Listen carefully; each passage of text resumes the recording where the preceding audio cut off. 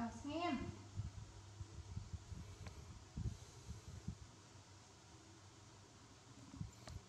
Này.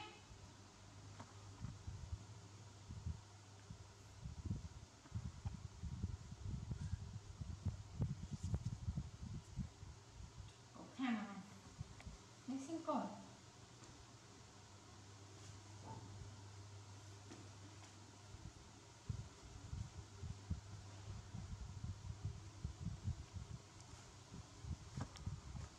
Nè. Lên ít kia đây cậu. Con có nọ. Sao? Bên này. Hả? Quan. Con có nọ. Cha. Đây ông cho cái mỏi mãi đây nó còn tiền. Không là bơi mà. Là bơi bách chốc sẽ lại sao mà là không.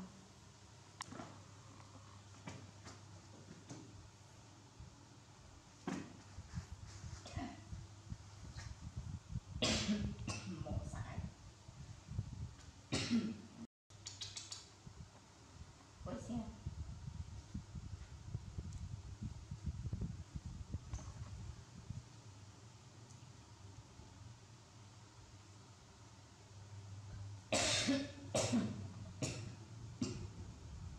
Mà khó. Đấy.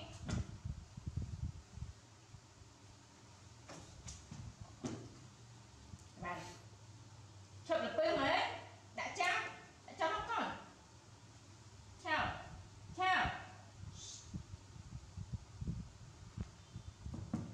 Ôi. Xem. Còn bao lên.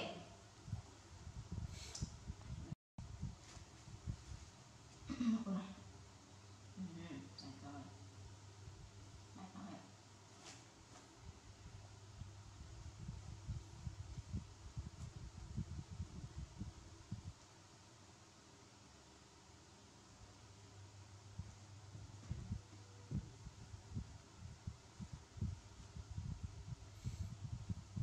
Chào.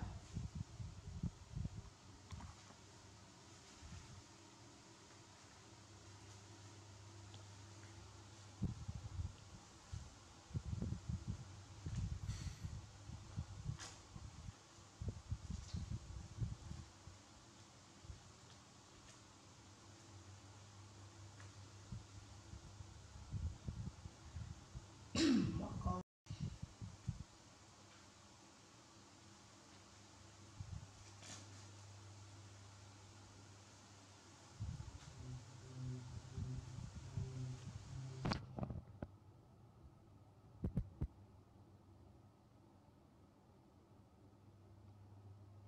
Cho nó lại cắt rồi.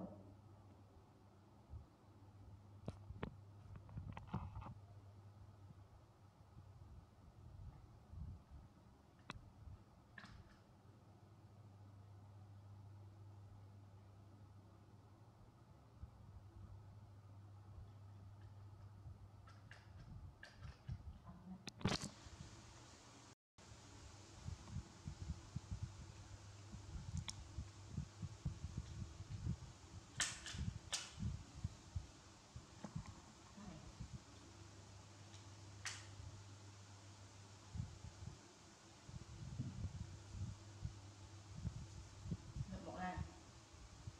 Một. Liệu sao? Ok. Đó này. Chào.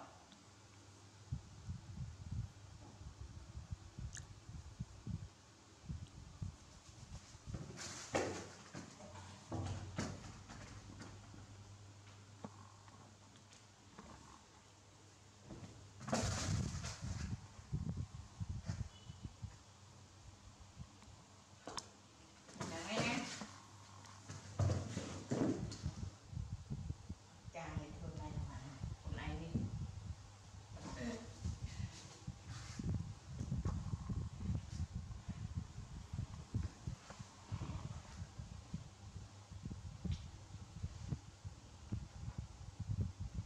Tin cả ra cũng mình xong chắc ha bạn. Tin nó bao nhiêu.